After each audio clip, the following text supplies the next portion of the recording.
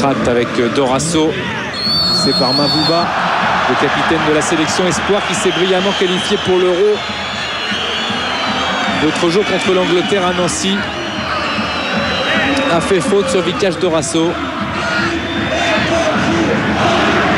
Il va laisser ce ballon à Jérôme Rotten. Pour l'instant, c'est une soirée très tranquille pour les Parisiens, Franck. Oui. À l'heure actuelle, ils font vraiment bonne impression parce qu'ils sont bien en place, ils sont sérieux, appliqués. Ils font des courses justes pour l'instant.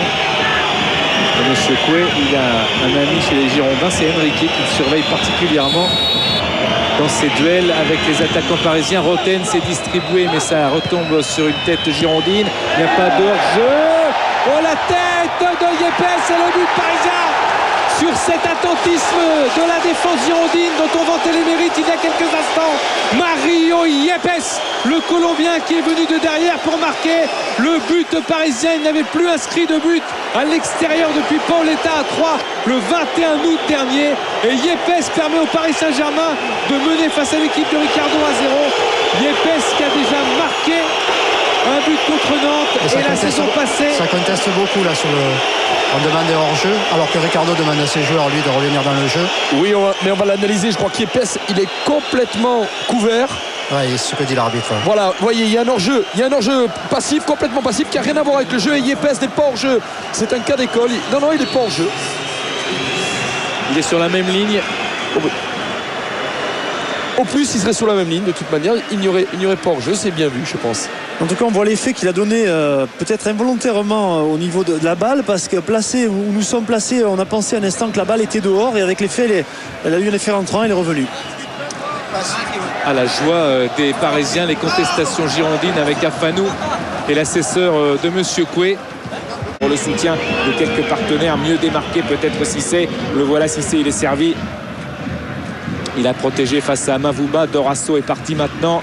Vikash Dorasso, un petit extérieur pour Paoletta qui a effacé. Paoletta, la frappe. Oh, et le but! Et le but parisien signé dans la plus grande humilité par Pedro Miguel Paoletta ici sur cette terre qu'il a tant aimé. Paoletta qui décoince la situation. Paoletta qui avait marqué le but vainqueur la saison passée en Coupe de France. Le but de la victoire aussi en championnat le 13 décembre 2003 Paris Saint-Germain-Bordeaux, mais c'était au Parc des Princes.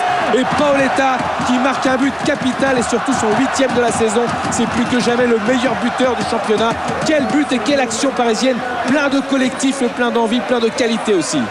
Ouais, ça part en fait sur le côté gauche avec cette récupération de Jérôme Rotten.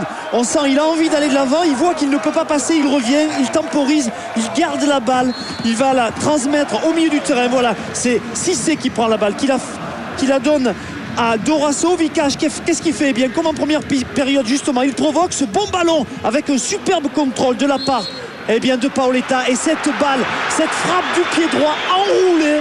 Le gardien bordelais ne peut rien. C'est une belle action bien construite qui résume en fait cette première période où Paris a cette maîtrise réellement sur le jeu. Eh bien, les deux joueurs qui avaient marqué en Coupe de France la saison passée, victoire des Parisiens 3-1, ont marqué ce soir. Yepes et Paoletta qui avaient signé un doublé, et c'est sur ces 8 buts, Franck, c'est seulement le deuxième but de Paoletta à l'extérieur. Il avait marqué à 3 et il marque maintenant ici à Bordeaux un but capital pour l'équipe du Paris Saint-Germain. Ah ouais, il prend les informations, il fait dans un premier temps feinte de frapper en première intention, il se décale sur la droite et là c'est la frappe parfaite, enroulée, il se dégage de l'extérieur.